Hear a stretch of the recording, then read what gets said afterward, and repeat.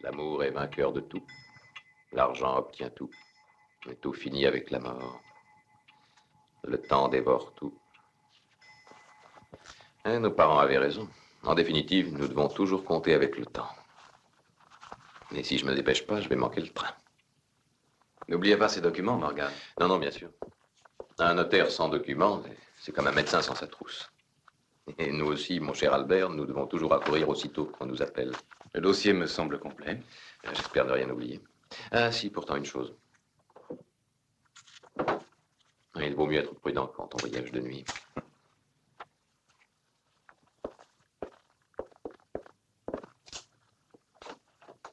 Ah, monsieur, c'est le courrier. Le voulez-vous? Donnez-le à Albert, je n'ai plus le temps. Mettez-le sur le bureau, Joséphine. Bon, je serai de retour demain soir, alors s'il se présente une nouvelle affaire, je vous prie de bien vouloir vous en occuper. Comptez sur moi. Faites bon voyage, Morgan. Bonne nuit, Albert. Bonne nuit, Voilà. Joséphine. Bonne nuit, monsieur.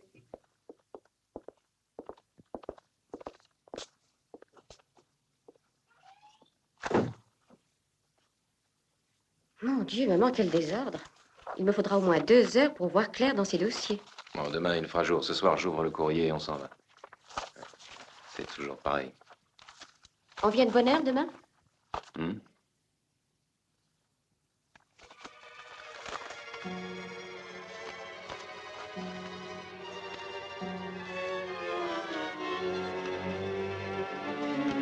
Quelque chose ne va pas, monsieur Albert? L'écriture de cette lettre me surprend un peu. Je n'arrive pas bien à la déchiffrer. Au notaire Joseph Morgan, au bon soin de la poste. On dirait une écriture très ancienne. Il y a un siècle qu'on n'écrit plus de cette façon. Cher maître Morgan, étant décidé à mettre de l'ordre dans mes affaires et à prendre d'urgence mes dispositions testamentaires, il est nécessaire que vous veniez le plus rapidement possible à ma villa de Begrovitz. Je suis sûr que vous viendrez immédiatement me voir, aussi bien dans l'intérêt de la vérité que dans celui de la justice. En foi de Géronimus Hauf. Maître Morgan ne rentrera pas avant demain. Vous allez y aller, monsieur Albert? Naturellement. Je ne peux pas faire attendre quelqu'un qui veut faire son testament. Alors prenez garde, monsieur Albert. Begrovitz a mauvaise réputation, croyez-moi. C'est un pays maudit. Oh, je ferai attention. Au revoir.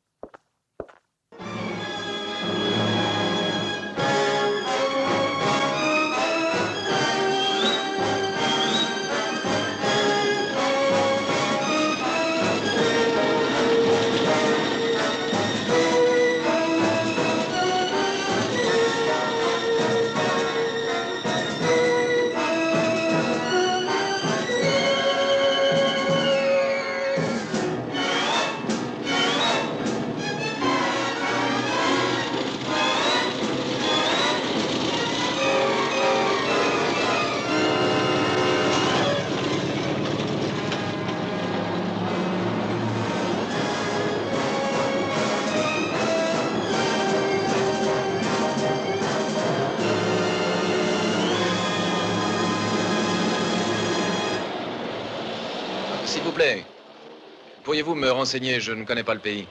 Auriez-vous l'amabilité de m'indiquer la route qui conduit à la Villa Hauf?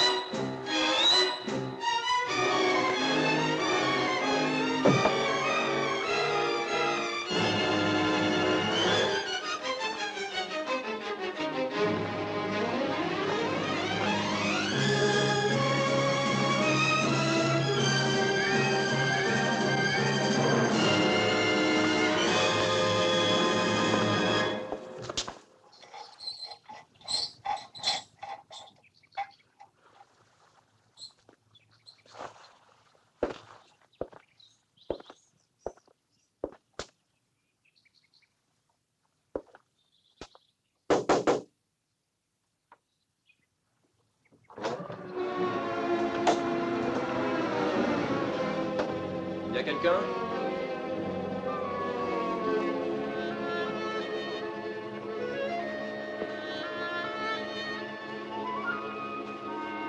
Il y a quelqu'un?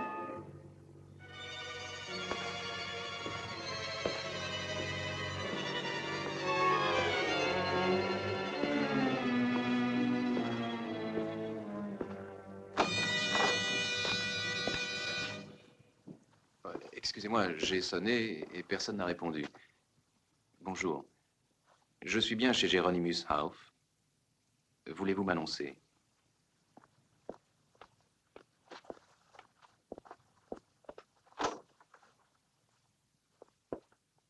Bonjour. Qui êtes-vous?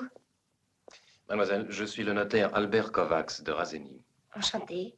Seriez-vous la fille du docteur Hauf? Oui, je suis Corinne Hauf. Excusez le désordre, mais la villa est fermée depuis 1 an. Nous sommes arrivés seulement hier. Louise.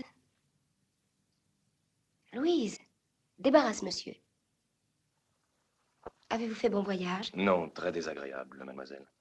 Vous ne m'avez pas encore dit le motif de votre visite. J'ai été appelé par votre père. Il veut faire son testament. Oui, j'ai reçu sa lettre hier soir au dernier courrier.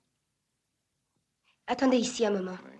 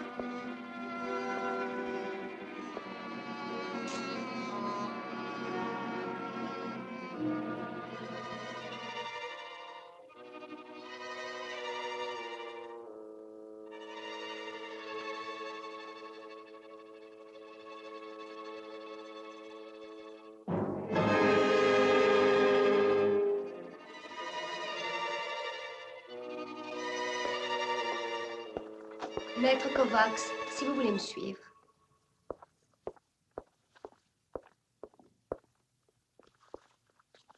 Il ne m'a pas été facile de trouver cet endroit. Il est très écarté et les routes sont en bien mauvais état. Oh, il ne passe jamais personne par ici.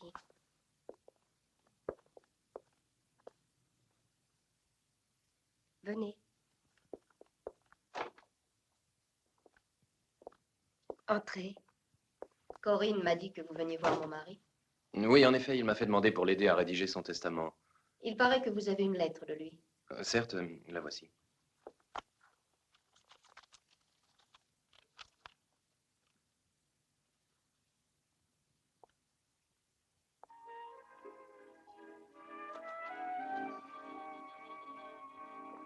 Joseph Morgan.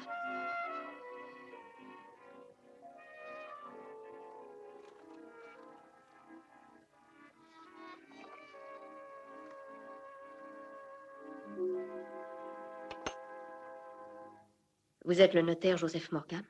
Non, madame, je suis son associé. Maître Morgan était absent du bureau lorsque cette lettre est arrivée. J'espère que votre mari est ici.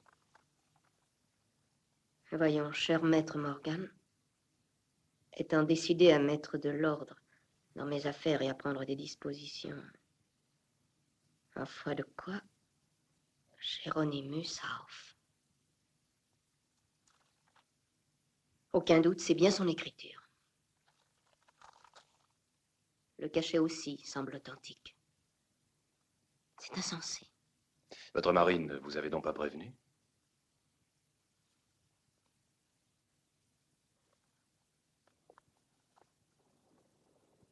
Mon mari, il est mort voici juste 1 an.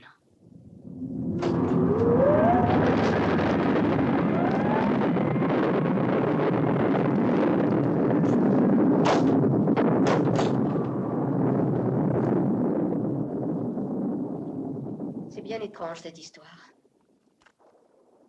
En tout cas, mon cher maître, j'espère que vous nous ferez l'honneur d'accepter notre hospitalité. Il serait imprudent d'ailleurs d'aller affronter une tempête aussi violente. Merci. Cette lettre ne peut être qu'une plaisanterie de mauvais goût. Mais pourquoi est-ce à Maître Morgan qu'on a écrit?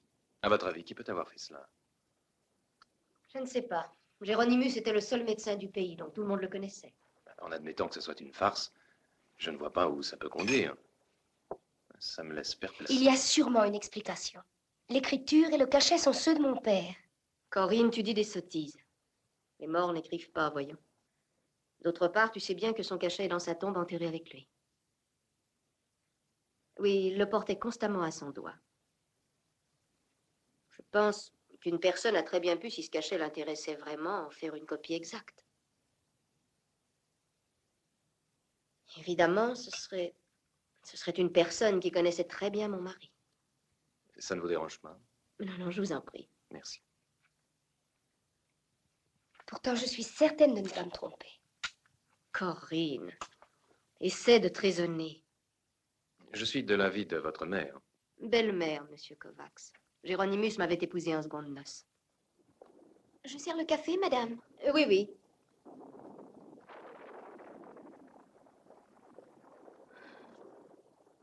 Il faut pourtant essayer de tirer cette affaire au clair. Je regrette beaucoup, mais mon devoir est d'avertir Morgan et également d'expliquer tous ces faits au maire. Je me rends compte que je vous gâche vos vacances, mais je ne peux pas faire autrement. Ce ne sont pas des vacances. Non, nous ne sommes venus que pour le transfert des cendres de mon père dans le caveau familial. Dans 2 jours, ce sera l'anniversaire de sa mort. C'était son désir. Il voulait à tout prix être dans la terre pendant 1 an. Il vivait dans un monde qui lui était propre, mon mari.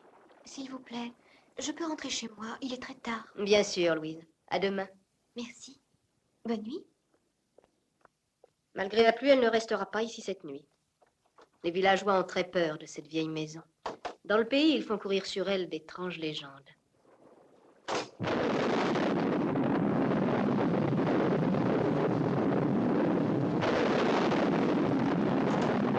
C'est de la superstition. Superstition? Et pourquoi ne pas dire ce que faisait vraiment mon père? Il s'occupait d'occultisme. Vous voyez ceci? On croirait des balafres. Ces traces ont été faites par des doigts. Il y a des forces surnaturelles dans cette ville-là. Mon père essayait de les matérialiser. Ça suffit maintenant, Corinne. Tu as dit assez de sottises. Mais c'est la vérité. Oh, maître, si j'ai bonne mémoire, vous vouliez communiquer avec maître Morgan. Le seul confort de cette maison, c'est le téléphone. Il est à côté. Merci. Morgan est sûrement rentré maintenant. Vous permettez?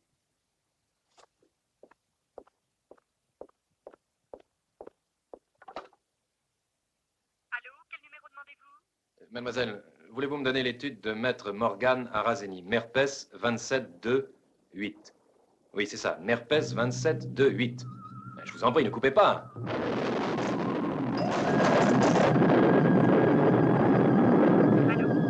Allô? Allô? Allô, mademoiselle? Voyons, il y a quelqu'un d'autre sur la ligne. Je suis désolée, monsieur, la ligne pour Razeni a été coupée.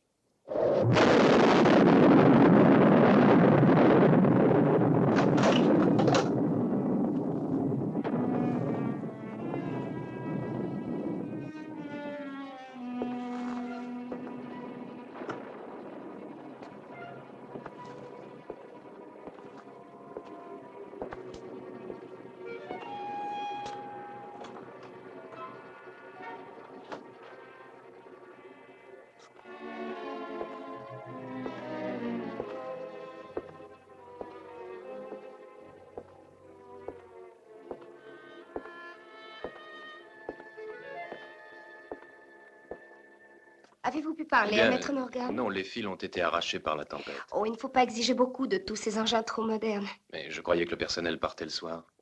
Lui, c'est Kurt, le jardinier. Il n'a pas voulu quitter notre villa après la mort de mon père.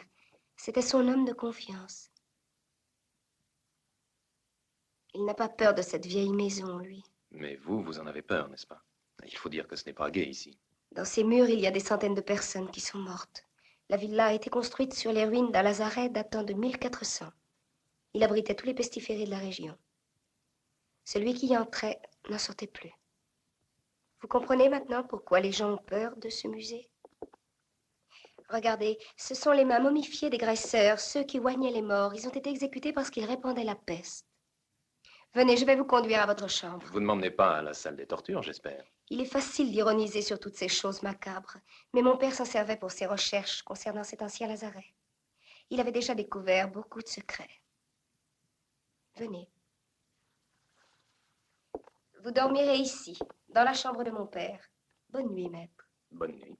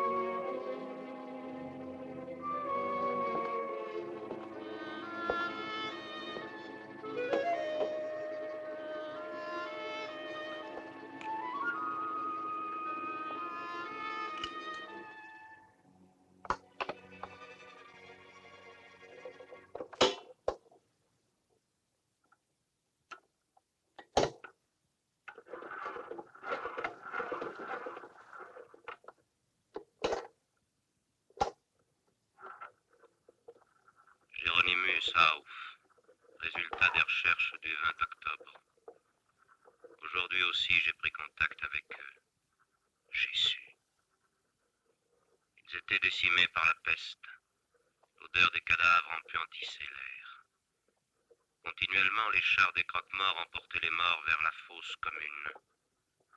Les survivants, désespérément attachés à la vie, étaient obsédés par le grincement des roues de ces chars. Grincement sinistre, pénétrant.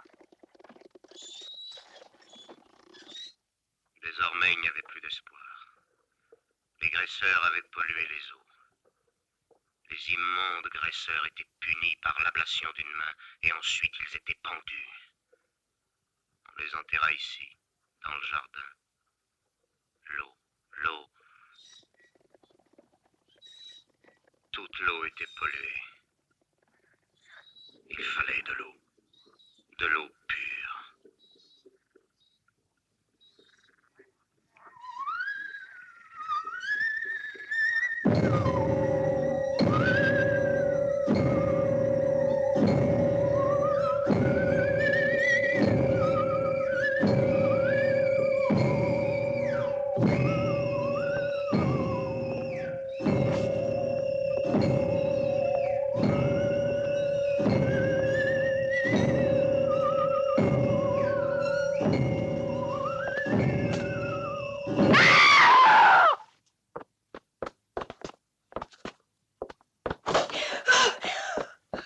Mais qu'avez-vous, Corinne? Oh, je l'ai vu. Il est entré par cette porte. Il venait vers moi. Mais qui, grand Dieu? Mon père. Tu es folle, Corinne, il n'y a rien du tout. Il était là. Ah, ça suffit. Il était là. Maître, excusez-la, vous voyez, Corinne est épuisée ce soir. Mais elle s'effraie pour un rien. Oh, je te dis que je l'ai vu, Clio. Je vous dis que j'en suis certaine. Allons, calme-toi, Corinne. Bien, tu vas te reposer maintenant. J'étais là près du miroir. Il est entré, il s'est approché. Il m'a regardé. Voyons, ce n'est qu'un buste. Oh. Chérie, allons, viens. Tu as grand besoin de repos. Viens.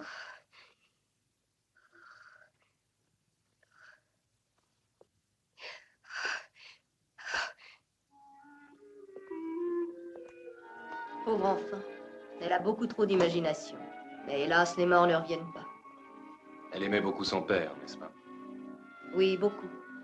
C'est lui qui lui a farci la tête de sornettes, de fantômes, de pestiférés qui reviennent. Il se croyait une puissance de l'occultisme. Le maître de l'au-delà. Le pauvre homme. Je crois qu'il se faisait des illusions sur sa science. Il n'a même pas eu la possibilité de prévoir sa fin. C'était un soir où il faisait bombance avec ses amis. Il était ivre, il a fait un faux pas, il est tombé dans l'escalier. Il est mort ici.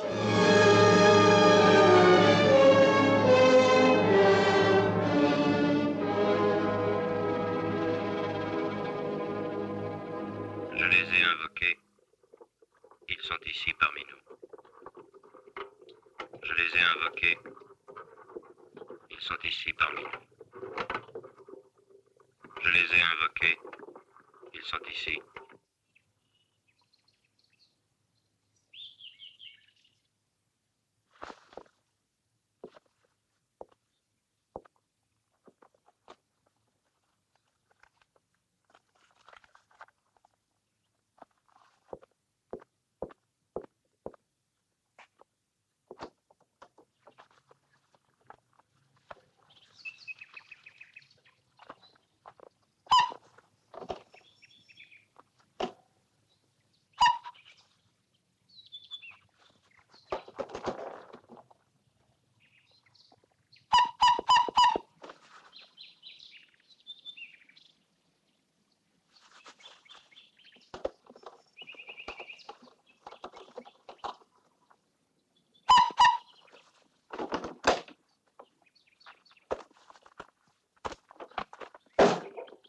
Bonjour, monsieur. Bonjour. C'est une vraie automobile, monsieur? Bien sûr. Eh bien, et comment elle marche? Je vais vous faire voir.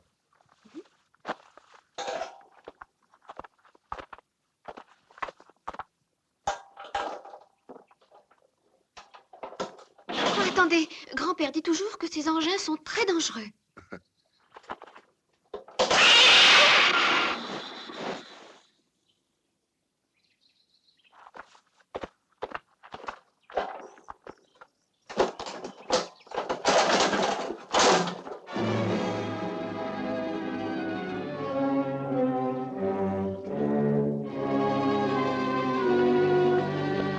Sapristi.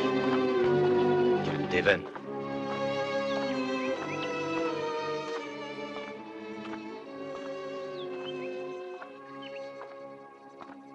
Y a-t-il un moyen d'aller à la ville? J'ai dit, y a-t-il un moyen d'aller à la ville? Répondez au moins quand on vous parle. Inutile. Kurt ne parle presque jamais. Que vous est-il arrivé? Un hibou est venu se nicher dans le moteur. Pauvre bête. J'aimerais savoir comment il y est entré. Vous savez, les hiboux ici font partie du paysage. Ils entrent partout comme chez eux. En tout cas, je ne peux plus démarrer.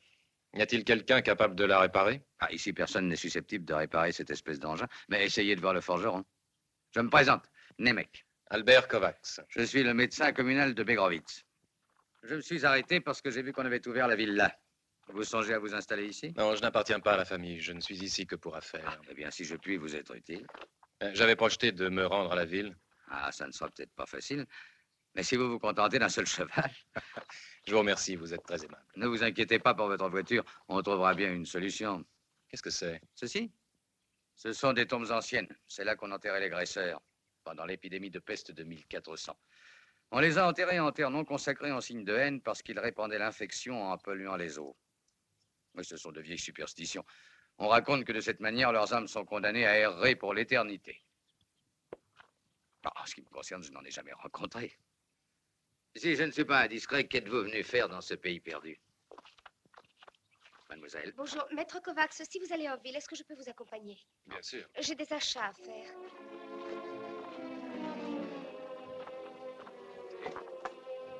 Je vous en prie.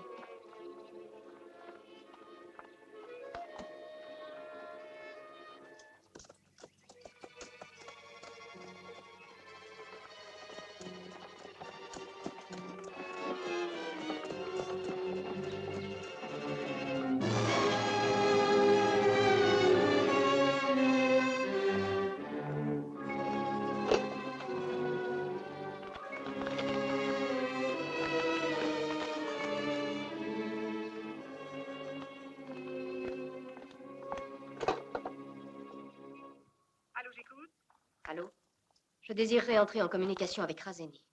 La ligne a été rétablie ce matin. Quel numéro voulez-vous? Allô? J'écoute. Allô? Allô?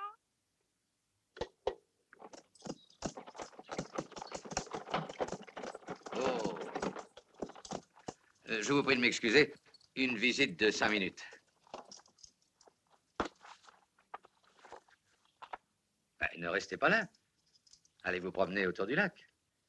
C'est moi, Stinel. Merci. Je vous en prie.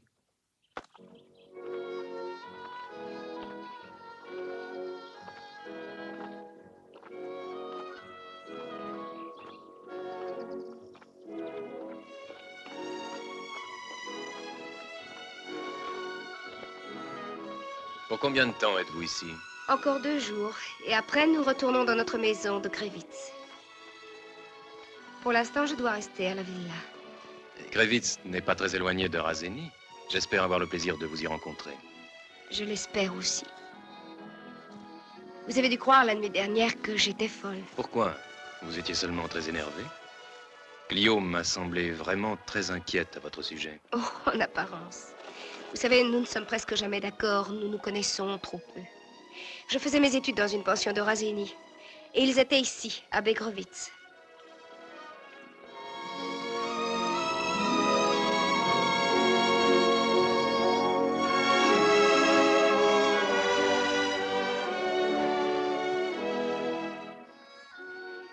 Nous venions toujours ici pendant les vacances.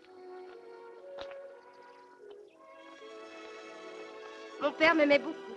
Il était plein d'attention pour moi. Il était très différent de ce que tout le monde s'est imaginé. Vous voyez ça? Qu'est-ce que c'est? C'est un cadran solaire qui indique la meilleure heure pour la pêche. Quand l'ombre touchait ce piquet, mon père allait sur le lac avec sa barque. Il avait beaucoup de fantaisie, votre père. Fantaisie. Vous êtes comme les autres. J'ai trop entendu employer ce mot. Non, Corinne, je n'avais pas l'idée de vous offenser. Mais hier soir, j'ai écouté ce qu'il avait enregistré sur son gramophone. Il parlait sans arrêt de la peste, des immondes graisseurs, des chars. Je l'ai écouté aussi. Je crois au pouvoir surnaturel de mon père. Est-ce que vous pensez que cette lettre était un faux? Je ne sais pas. Je sais que cette nuit, c'était lui. Je crois qu'il voulait me dire quelque chose. C'est lui! C'est lui, le voilà! C'est lui! Corinne! Corinne! Corinne! C'est lui! Il était là sur la barque. Je l'ai vu, c'était mon père, il était là. Mais vous voyez bien que c'est une barque abandonnée. Oh, regardez! Les rames sont mouillées, il y avait quelqu'un. Oh, Albert, ne partez pas. J'ai peur, ne partez pas. Je suis là. J'ai peur, Albert. Albert, Non, vous je êtes ne le vous quitte seul en pas. qui je peux avoir confiance. Monsieur Kovacs, Corinne! Oui, nous arrivons. Venez.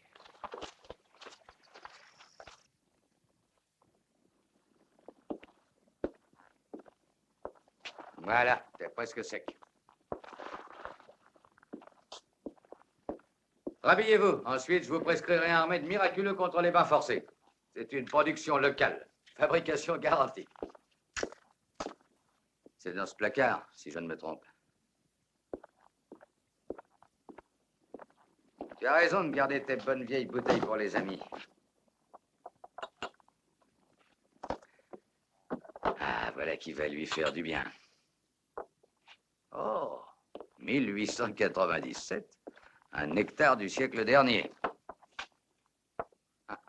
Tu étais connaisseur en bon vin, hein, Stinel? Ça vous met du feu dans les veines. Stinel? Non? Albert? Merci pour tout, monsieur. Corinne? Tenez, Corinne, ça vous fera passer le goût de l'eau du lac. Je crois qu'il serait raisonnable que vous rentriez à la villa. Il est très malsain de garder des vêtements humides sur soi. Si Corinne n'y voit pas d'inconvénient, je préférerais terminer l'affaire de la lettre tout de suite. À propos... La voilà. Je voudrais que vous l'examiniez. Ah, eh bien voilà donc le fameux cachet de Géronimus. Puis-je le voir aussi, docteur?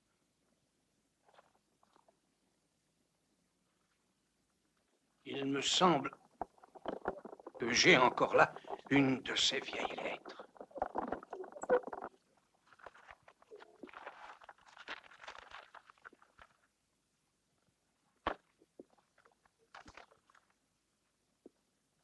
Impossible d'en douter. C'est son cachet. Oui, j'avais remarqué qu'il y avait un petit défaut sur le côté gauche du sceau.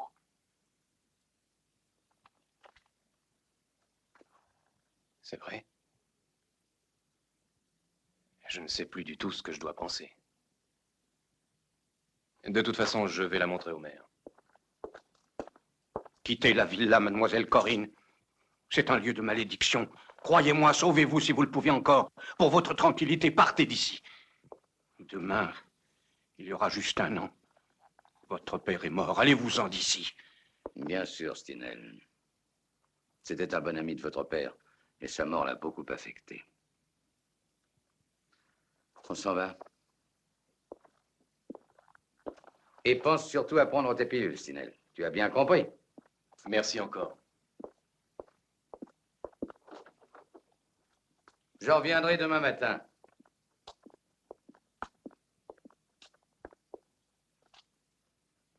Au revoir, monsieur Stinel.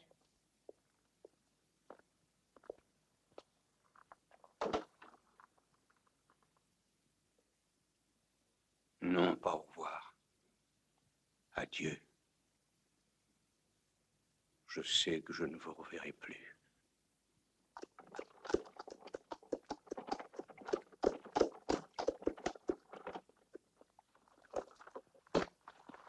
Voilà, nous sommes arrivés.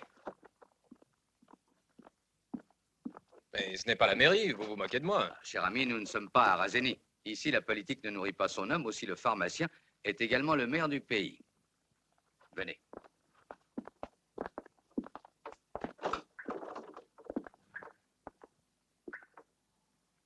Beryl.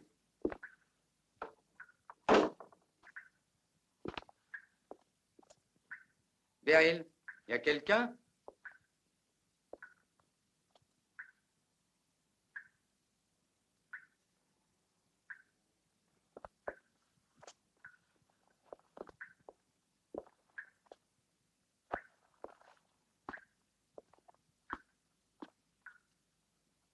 Beryl.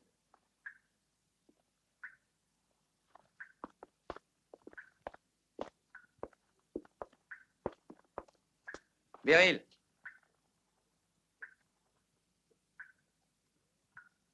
À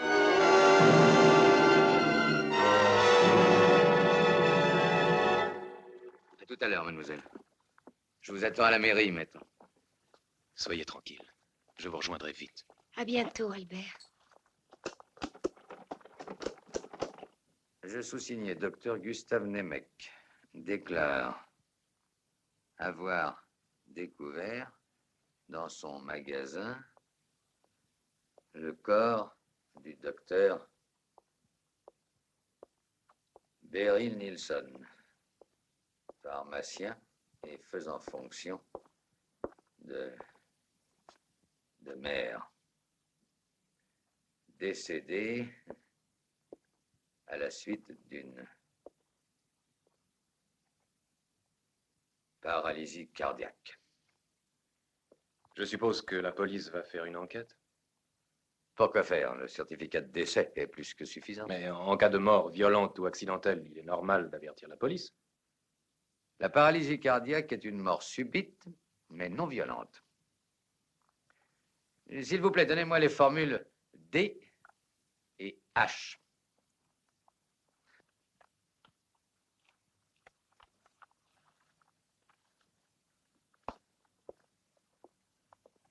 Ah, quelle barbe que la bureaucratie et ses formalités. Mais comment? Elles sont rédigées? Depuis ce matin. Si je les ai remplies, c'est pour vous faire gagner un peu de temps. Ce matin? Mais qui vous a dit que le maire était mort? J'ai entendu le char des croque-morts qui passait. Oui, cette nuit. Et tout le pays s'en est rendu compte comme moi. Et lorsqu'ils sont passés, on n'ignore pas que la mort frappe d'une manière implacable. Ils sont passés déjà 3 fois depuis 1 an. Mais comment pouviez-vous savoir que celui qui devait mourir était le maire? Comment je le sais, monsieur? Oui. C'est simple. Il était un des témoins de la mort de Géronimus Hauff. Et ils mourront tous, je le sais.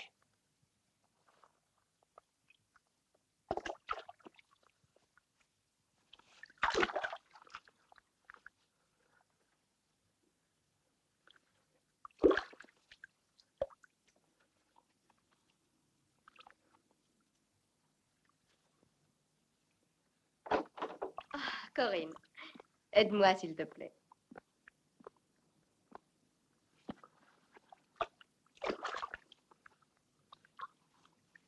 Tu es allée en ville. Tu frottes seulement mon dos. Pense aux épaules. Allons un peu plus bas, chérie. Qu'est-ce que tu as? Tes mains tremblent, Corinne. J'ai appris la mort du maire. Comment l'as-tu apprise? Je l'ai vu, Clio. Il était horrible. Où est-il mort? Dans sa pharmacie. Il avait le visage brûlé par de l'acide qui coulait. Dis-moi, tu le connaissais bien?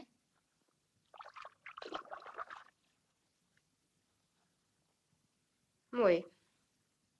C'était un ami de ton père. Il venait très souvent à la villa. Géronimus me remplissait la maison de paysans ridicules et contrefaits. Sincèrement, Clio, je trouve que tu es difficile. Est-ce que tu t'imagines que tous ces gens ne nous valent pas? J'étais habituée à d'autres fréquentations avant de me marier. J'étais reçue dans les meilleures familles de Krevitz. Je croyais que mon père t'avait ramassé sur les planches d'un théâtre ambulant. Mais j'avais de l'avenir, Corinne. Tu crois que le docteur Hauff était un être exceptionnel? Un grand médecin?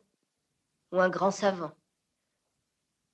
Il m'a amenée dans cette ville, dans cette maison que je déteste, dans ce lazaret qui était une tanière de brigands.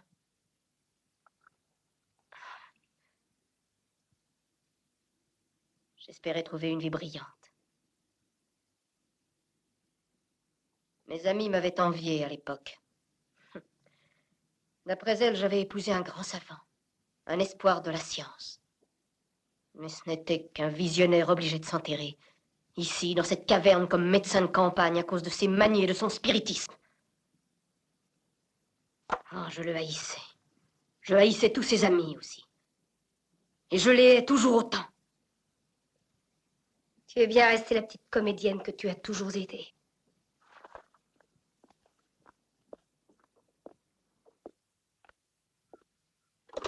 Allô, j'écoute. Allô?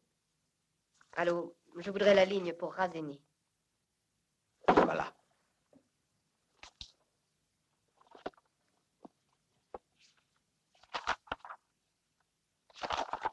Ah. Ceci est l'acte de décès de Géronimus Hauff.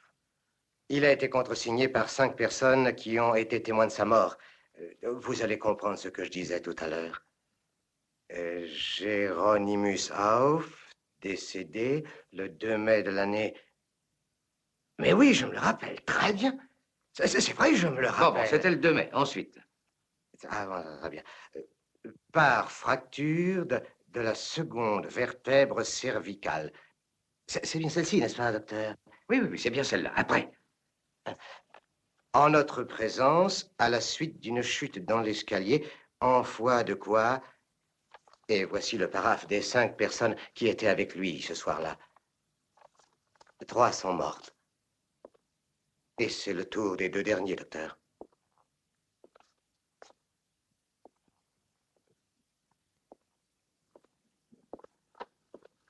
Marc Richter. Voyons, décédé le 3 juillet de paralysie cardiaque. Il y a hiver. Décédé le 8 octobre de paralysie cardiaque. Et le 3e, c'est le maire. C'est sans doute une simple coïncidence. Coïncidence? Après tant de siècles, le char des croque-morts a été de nouveau entendu, et justement les nuits où ces hommes sont morts. Et vous appelez ça une coïncidence? C'est le tour du 4e. Lisez, lisez. Oscar Stinel. Stinel, le paralytique? Quoi, Stinel? Mais oui, lui aussi. Quant au cinquième témoin, j'ignore absolument qui c'est. J'ai essayé sans y parvenir de déchiffrer cette dernière signature. Ce n'est pas quelqu'un du pays. Je connais bien l'écriture de tous mes concitoyens. C'est illisible. Ah oui. J'ai l'impression que c'est volontairement contrefait. Mais ça ne suffira pas pour arriver à échapper à la vengeance de Géronimus. Mais pour quelle raison le docteur Hauff aurait-il voulu se venger de ses compagnons? Il voulait le convaincre de leur amitié, mais il le haïssait en réalité, parce qu'il ne s'occupait que de magie. Oh, pourrais-je garder cette feuille? C'est impossible. Ce serait contre le règlement. Ce monsieur est notaire à Razeni. Ah, en ce cas. Mais je vous recommande de la rapporter très vite. Entendu. Vous voyez qu'avec de la patience, on obtient toujours ce qu'on veut.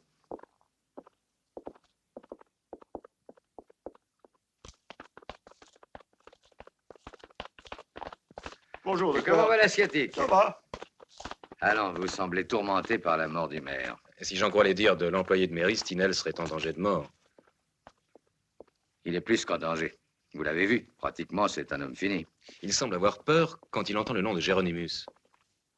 Maître, tout le monde en ville avait peur de Géronimus. Mettez-vous à la place de ces pauvres gens. Un étranger venu de la ville et qui passait son temps à invoquer les morts. Sa fille en parle comme d'un homme extraordinaire. N'allez surtout pas vous imaginer que c'était un imbécile. Il y a quelques années, il présentait une thèse qui fit un certain bruit à l'université.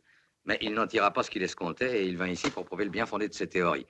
Eh bien, ici non plus, il ne reçut pas l'accueil qu'il espérait. Une pétition fut même signée pour demander son départ.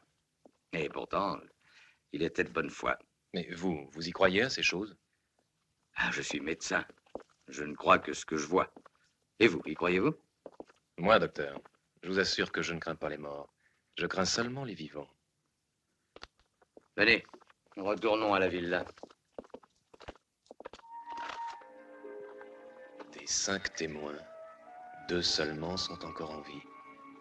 Le vieux Stinel et l'autre, celui qui a signé d'une manière volontairement illisible. Qui ça peut-il être? 3 morts. Il y a sûrement un lien entre eux. Il est impossible qu'il s'agisse d'une coïncidence. Est-ce une machination de Géronimus? Bien qu'il soit mort, on sent partout la présence de cet homme.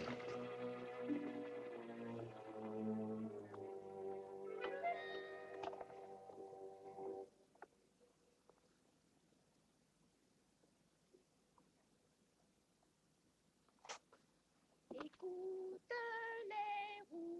les roues du chariot, la mort qui avance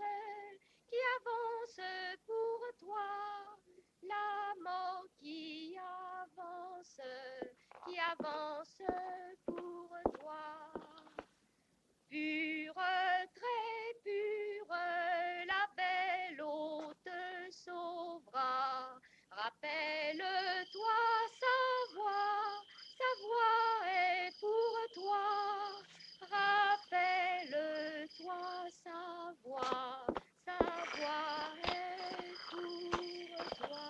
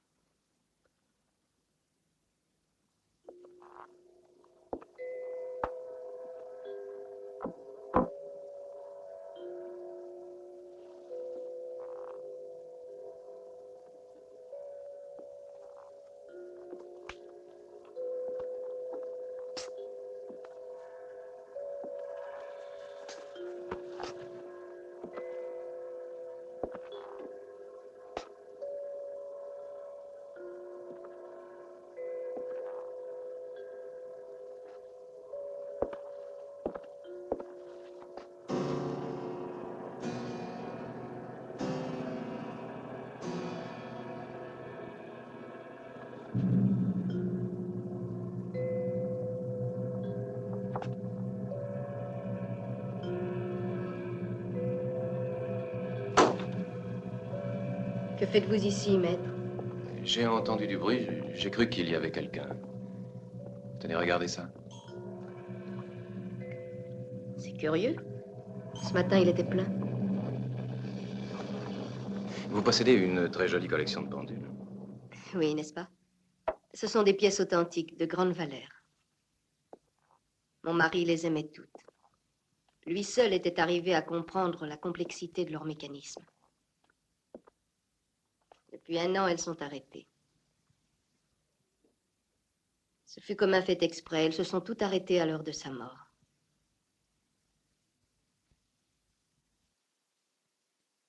Quelle belle estampe. Que représente-t-elle? C'est un portrait datant de l'an de grâce 1400. C'est Géronimus qui l'a serti dans le cadran. Elle s'appelait Purifia. Il paraît que cette jeune fille apportait de l'eau non polluée au lazaret pendant l'épidémie de peste. Elle fut surprise par les graisseurs qui la tuèrent.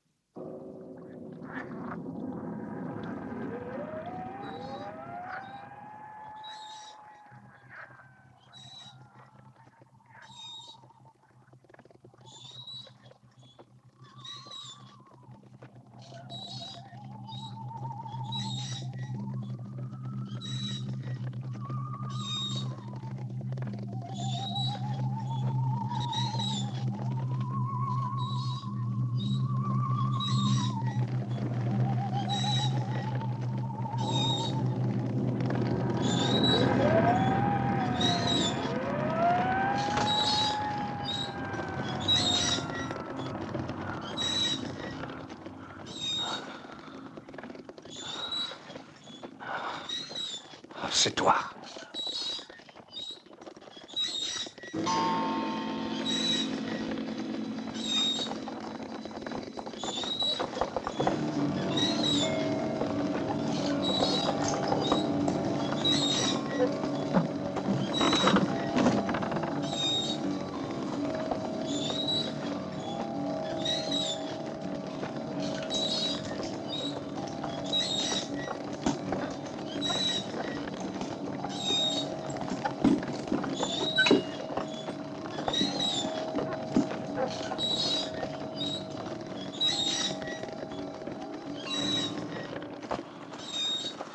Tu es ici.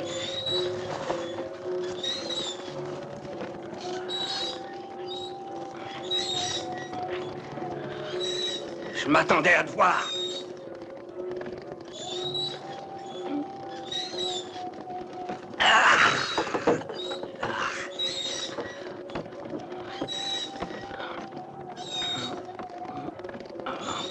Je n'ai pas peur. J'attendais ta venue.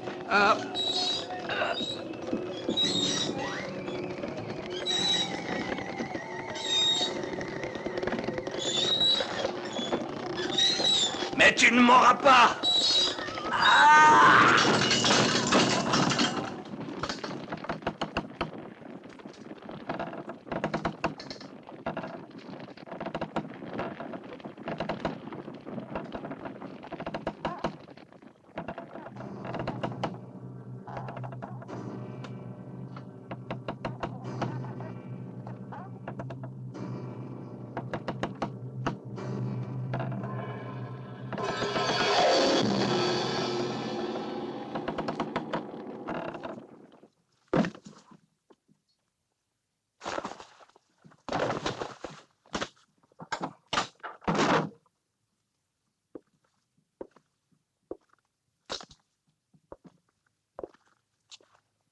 Pauvre homme.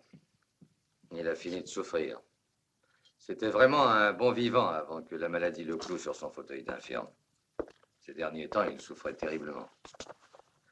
Vous pouvez le faire enlever, je vous enverrai mon rapport. Bien, d'accord.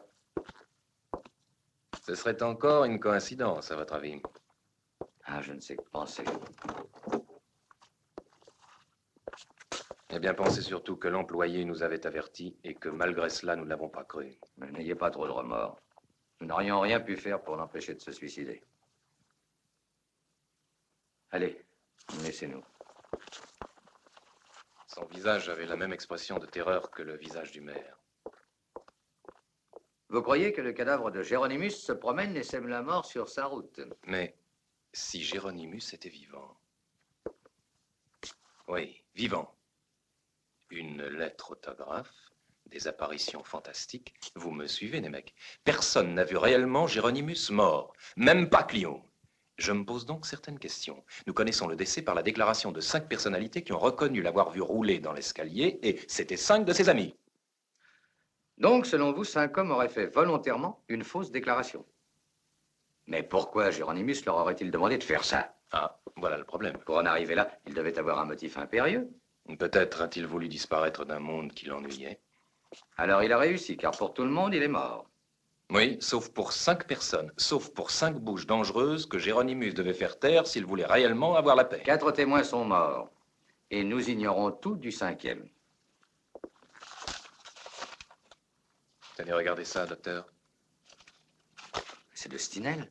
Il doit avoir écrit ça la nuit dernière. Oui, peut-être. Mais à qui voulait-il l'envoyer? Il est revenu, sauf toi. Il t'a appelé aussi. Il t'a appelé aussi. Probablement avait-il l'intention d'avertir le 5e témoin et quelqu'un l'en a empêché. Et que pensez-vous faire, Albert? C'est aujourd'hui l'anniversaire de la mort de Géronimus. Et par conséquent, c'est aujourd'hui qu'il doit être exhumé. Nous pourrons savoir avec certitude s'il est véritablement mort.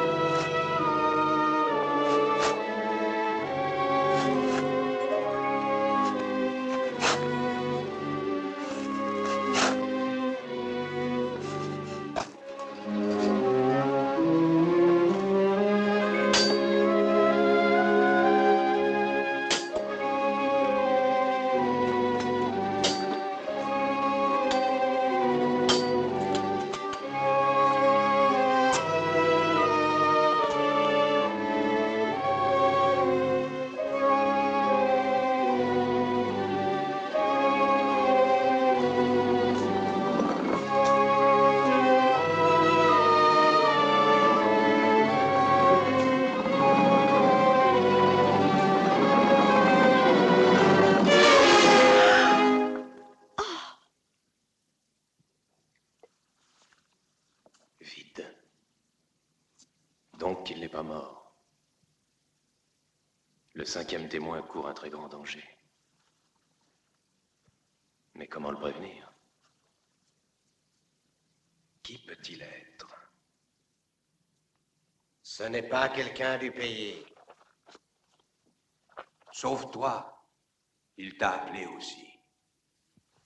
Y a-t-il un téléphone à Begrovitz? Oui, au bureau de tabac.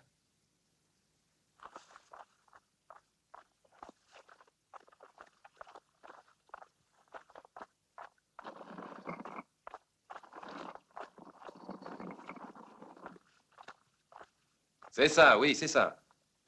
Bon, je reste en ligne. Vous n'avez pas compris? C'est Joseph Morgan, le 5e témoin. La lettre de Géronimus lui était adressée à lui. Bonjour.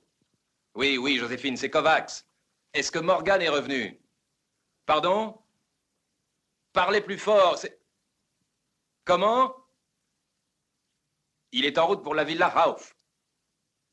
Ce sera tout, merci. Venez, sinon j'ai peur que nous arrivions trop tard. Dépêchons-nous.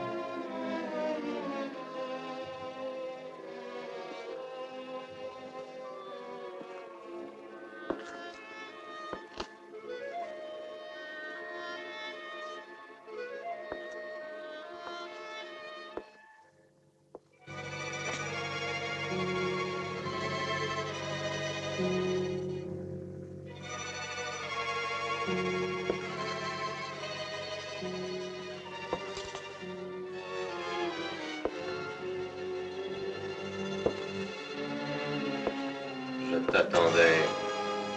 Je savais que tu viendrais. Toi, Géronimus? Non, c'est pas possible.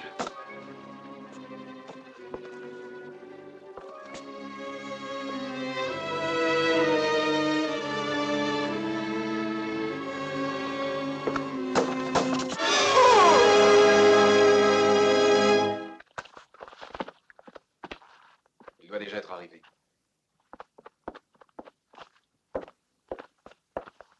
Regardez, docteur.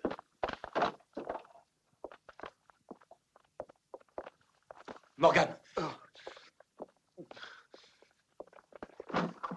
Oh. Le cadavre de... de Géronimus Sauf était là. Je l'ai eu là, dans le fauteuil.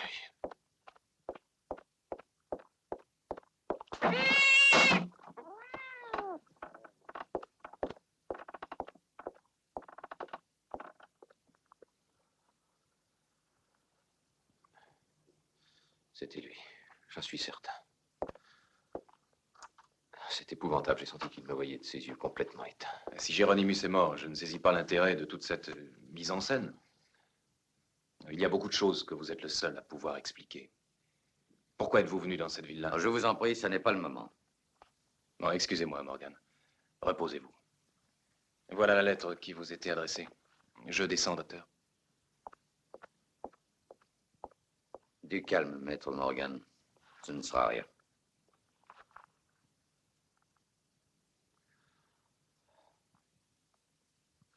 Non, je ne sais rien. J'étais enfermée dans ma cuisine.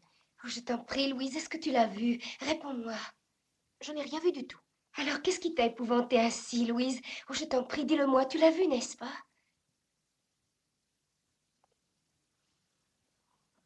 Je ne sais pas comment vous expliquer ça, moi.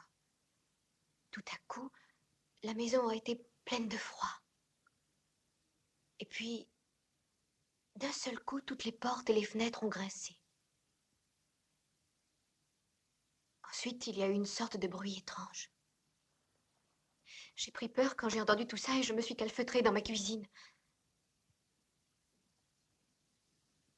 Alors, à cet instant, j'ai entendu la voix de... La voix de qui? La voix du docteur Géronimus Sauf. Je veux m'en aller. Je ne veux pas rester dans cette maison. Mon père ici? Et où l'as-tu entendu? Que disait-il, Louise? Je crois que Kurt doit le savoir. Il se trouvait à la villa. Où était Kurt? Eh bien, je n'en sais rien. Je vous l'ai dit, mademoiselle. J'étais enfermée dans la cuisine. Je peux m'en aller? Bonne nuit.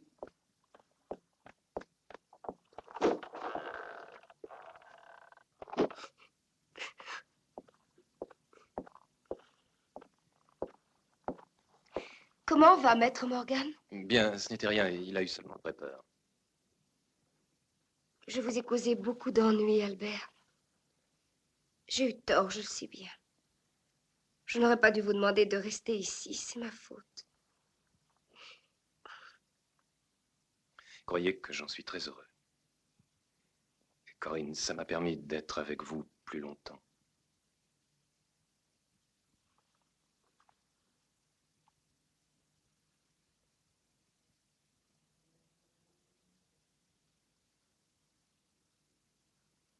J'ai besoin de vous. Albert, j'ai peur. Mais que peut-il vouloir de nous, mon père?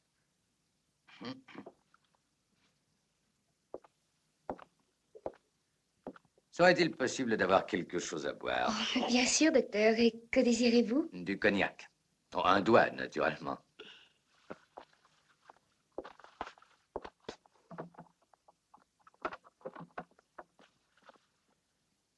Et Morgan? Il se repose là-haut. Croyez-vous ce qu'il nous a raconté? Morgan est un être positif. Je suis certain qu'il n'a pas eu de vision. Non. Donc le cadavre est sûrement encore dans la maison. Il est absolument nécessaire de retrouver Kurt. Nul ne sait ce qu'il a pu devenir. Ah. Voilà, docteur. Merci.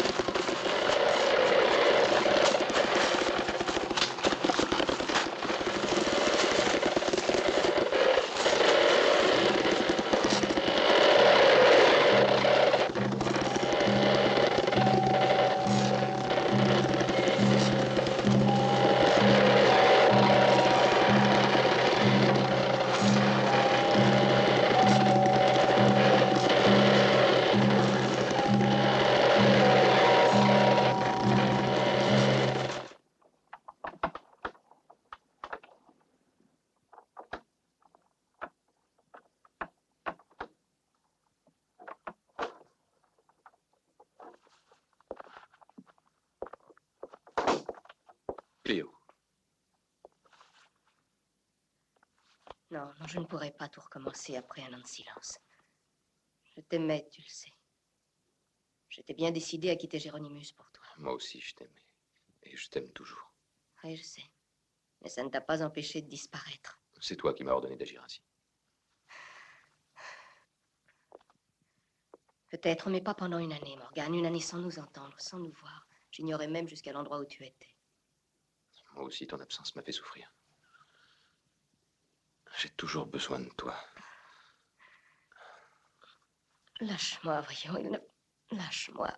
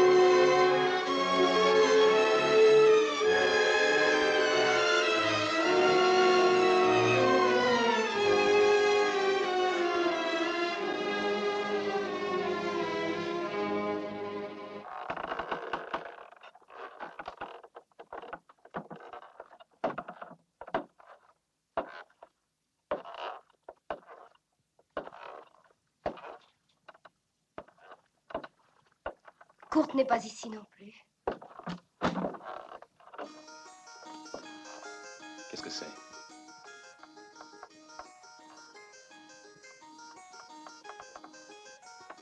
C'est ma vieille poupée, ma poupée à carillon. Il me semble que j'ai déjà entendu ce motif. C'est une vieille chanson que mon père m'avait apprise. Pure, très pure, la belle eau te sauvera. Rappelle-toi sa voix est pour toi. L'eau te sauvera. On dirait un avertissement.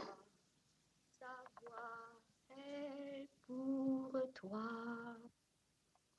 Il est nécessaire que vous veniez le plus rapidement possible à ma villa de Begrovitch. Je suis sûr que vous viendrez immédiatement, aussi bien dans l'intérêt de la vérité que dans celui de la justice. En foi de quoi, Géronimus Auf.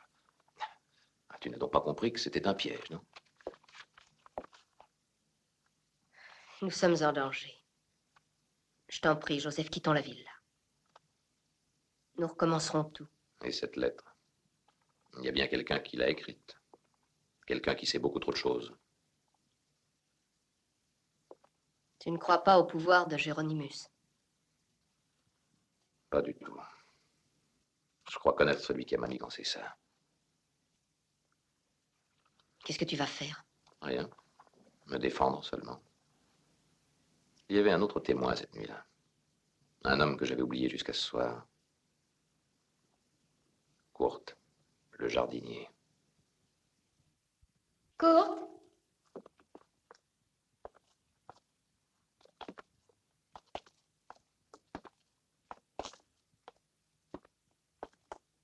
C'est étrange, le brasero est allumé. Mon père venait toujours ici pour faire ses expériences. On utilisait cette salle pour torturer les graisseurs pendant l'épidémie de peste. Cela m'a toujours impressionné. Venez, Albert.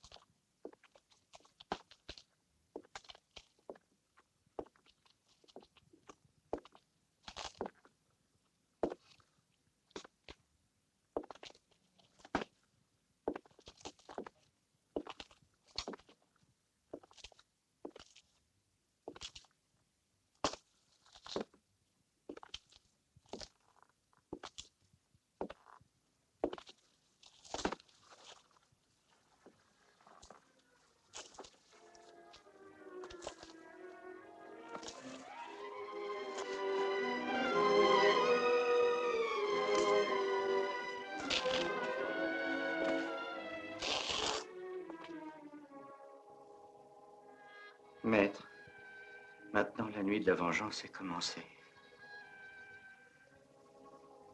Ainsi que tu le désirais, j'ai momifié ton corps, maître.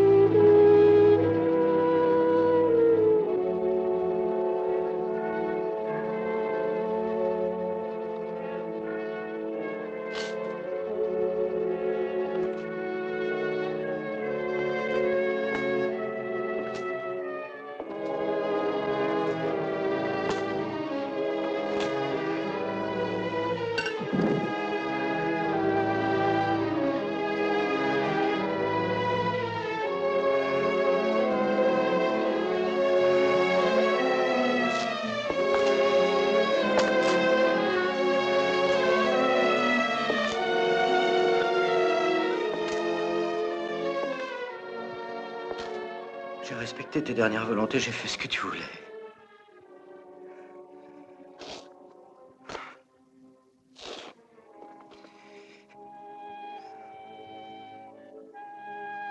Bientôt, il y aura une année entière que tu es mort. Et les forces du mal que tu avais soumises seront à nouveau déchaînées. Les porteurs de peste maudits. Maître. Il n'y aura de pitié pour personne, tu verras. Ils paieront tous. Innocents et coupables.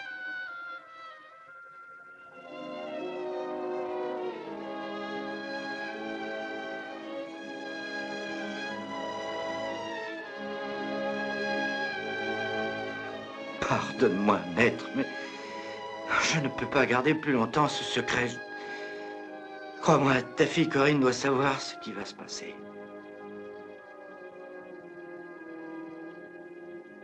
Peut-être est-il déjà trop tard.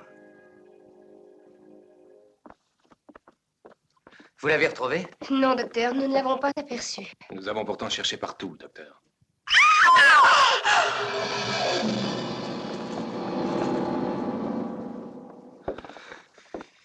Tout est fini pour vous. Non, n'approchez pas, c'est contagieux. On dirait la peste. Une étrange forme de peste.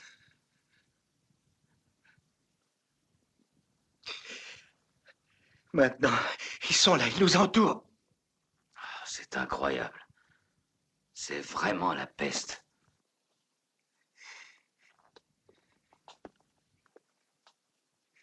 Et commencer la nuit de la vengeance. Il n'y a plus d'espoir.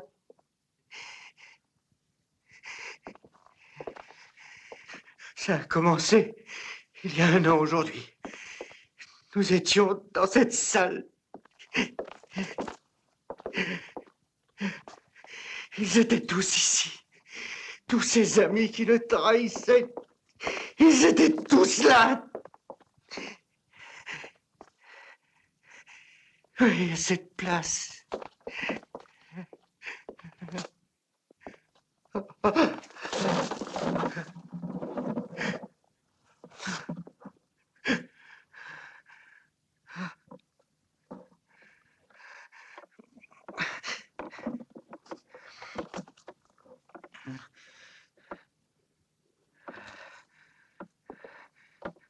La nuit du 2 mai, à cette heure-ci.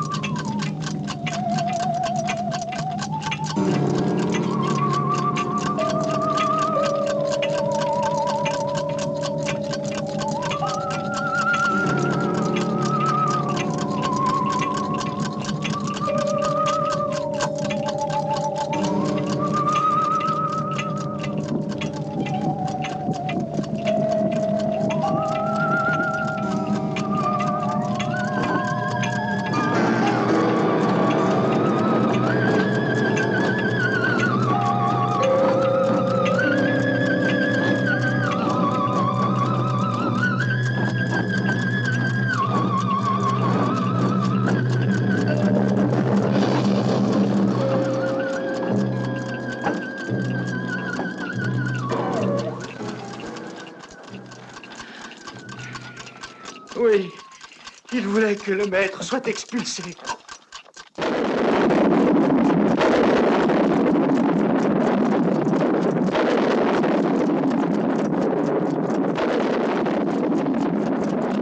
Mais la voix de Géronimus a résonné implacable. Vous avez signé une pétition pour m'éloigner de ce pays, de mes études, de cette ville-là. Vous avez peur de moi, n'est-ce pas? Et vous avez raison d'avoir peur. Vous m'avez ruiné. Mais j'en connais assez sur chacun de vous pour vous perdre. Toi, Stinel, le timide et si correct Stinel. Tu es un usurier sans pitié, un maître chanteur. Toi, Richter, tu es un escroc et un repris de justice. Tu t'es réfugié ici pour échapper à la police. Toi, Hiver, tu as falsifié pendant des années les bilans de ta société. Je connais ton ignoble trafic de produits pharmaceutiques, monsieur le maire Nilsson. Pour vous deux aussi, l'heure du règlement de compte a sonné. Je suis au courant de votre liaison. Il y a longtemps que j'attendais cet instant. Vous vouliez ma perte, n'est-ce pas? Eh bien, c'est moi qui vais vous détruire, tous. Toi, Clio, tu peux dire adieu à la belle vie. Tu quitteras cette maison. Putain! C'est un monstre, tuez-le!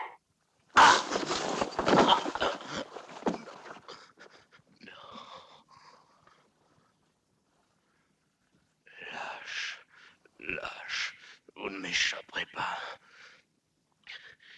Ma vengeance vous atteindra où que vous soyez. Lâche, je vous maudis.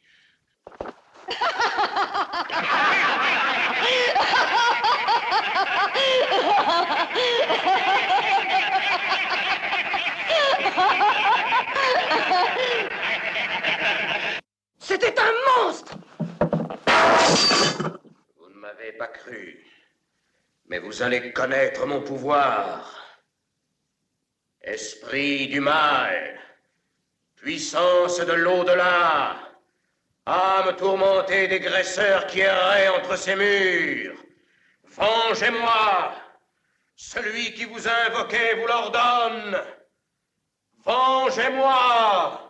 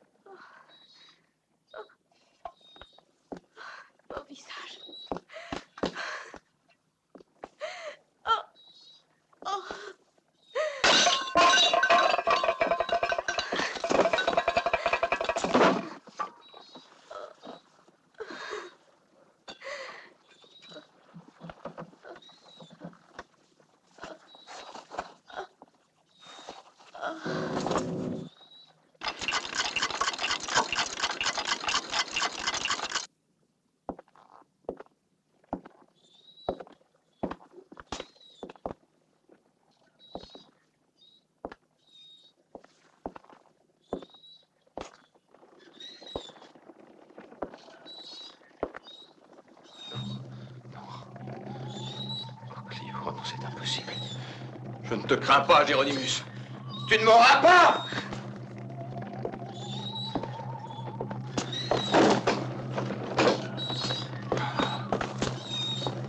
Oh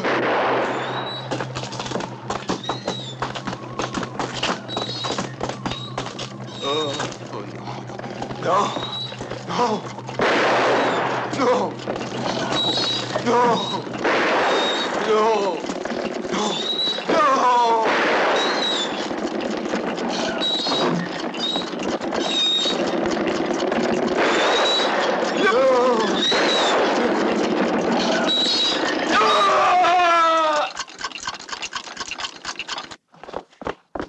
Morgane! Nemec, occupez-vous de Corinne. Oui. Venez par ici.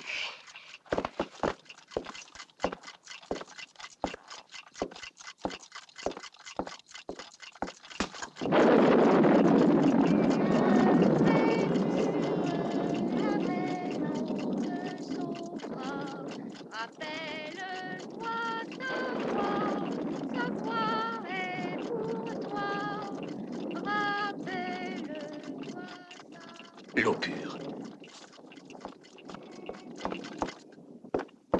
Corinne!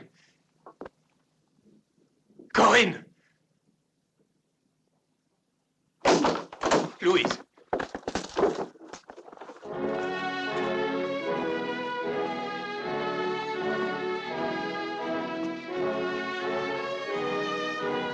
Albert! Non, venez, venez, venez vite.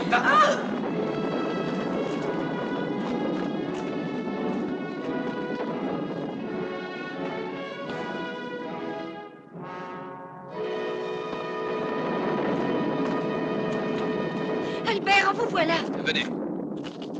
Par ici, docteur. Oh, regardez! Oh, c'est incroyable. Les tombes des graisseurs sont ouvertes. J'ai l'impression de devenir fou. La fontaine. Regardez, elle se vide. C'est parce qu'ils ont peur de l'eau. C'est ce que voulait dire la chanson. Maintenant, la pluie est notre seul espoir. Attendez. Emmenez Corinne, ne vous occupez pas de moi. Qu'allez-vous faire, Albert? Emmenez-la, voyons. Albert! Albert!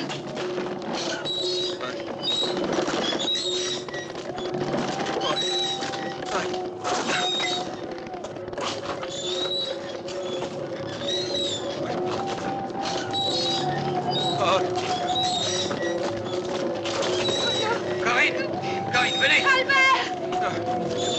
Rod! Venez, voyons! Venez! Venez!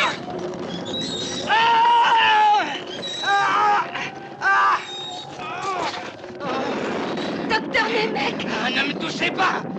Docteur! Non, non, allez-vous-en!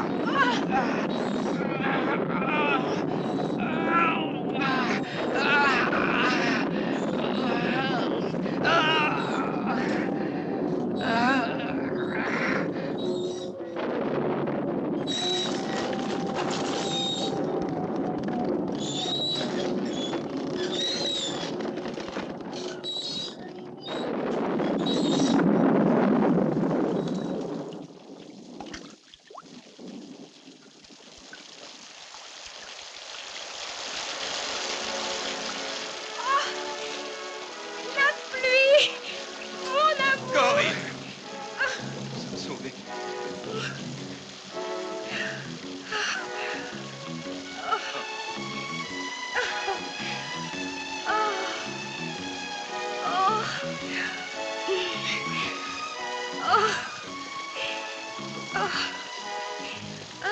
La pluie!